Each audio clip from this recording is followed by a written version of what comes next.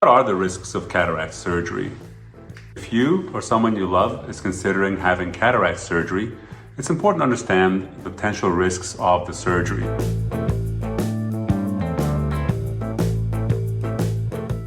I'm Mohammed Al-Mal. I'm a cataract surgeon and I practice in Central Florida. Over the years, I have taken care of thousands and thousands of patients. I have seen them before surgery, performed the operation, and taken care of them afterwards. Millions and millions of patients have cataract surgery every year. And in general, the vast majority of patients do well.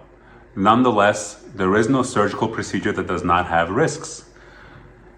In my practice, I tell my patients the risks of cataract surgery are infection, the possible need for more surgery if we can't take out the whole cataract, and the possibility of having a problem with the retina or getting a retinal detachment. In general, the chance of any of those complications combined is less than 2%.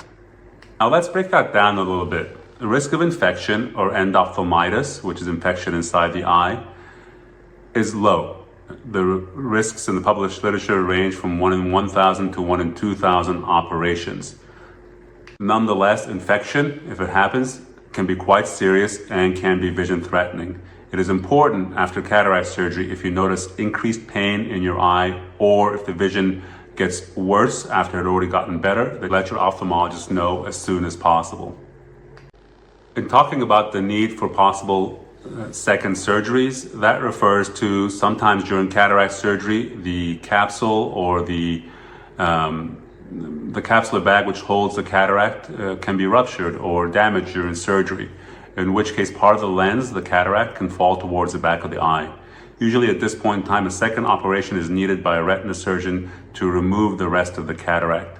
The incidence of that happening is probably less than 1 in 500. In terms of the risk of having a problem with the retina or getting a retinal detachment, the risk of retinal detachment with cataract surgery in general is less than 2%. People who are highly myopic, meaning very nearsighted, do have an increased risk of getting a retinal detachment, but that risk in general is still less than 2%.